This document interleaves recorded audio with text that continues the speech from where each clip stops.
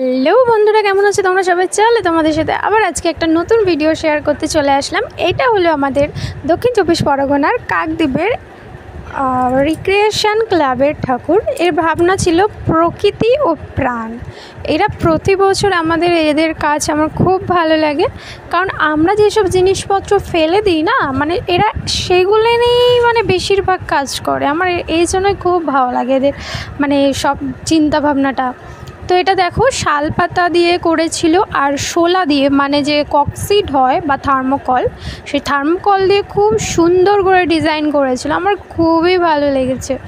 ভিতরের ওপরে ছিল যে ঝাড়বাতির জায়গায় ছিল, ছোট ছোট পাখি করেছিল, ওরা ডানা মেরে উড়ছিল, এই টাইপের একটা করেছিল। আর পাশে ছিল কোনো গাছের বনদেবী, বনের যেসব হয় না বনদেবী, এই সব থিম নিয়ে পুরো প্যান্ডেলটা করেছে। প্রকৃতি ও প্রাণ, প্রকৃতি থেকে যেভাবে আমরা প্রাণ পাই সেটা নিয়ে এখানে করেছিল। আর এখানে মাকেও খুবই ভালো লাগছিল। আর তোমরা কে কে এই প্যান্ডেলে এসেছো সেটা অবশ্যই কমেন্টে জানিও, আর কেমন লাগলো সেটাও অবশ্যই জানিও।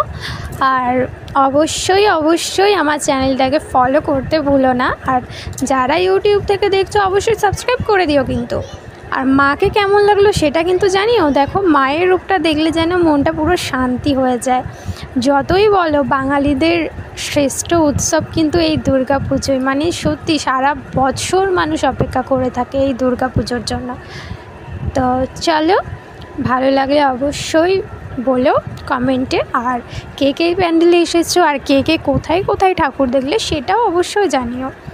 তো চলো, আজকের মতো শেষ করছি ভিডিওটা। চলে আসবো আবার একটা অন্য ভিডিওতে। আর তোমরা সবাই ভালো থেকো, সুস্থ থেকো।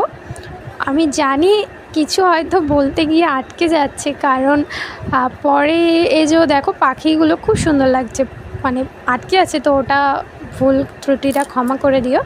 তো চলো শেষ করছি, টাটা, সবাই ভালো থেকো।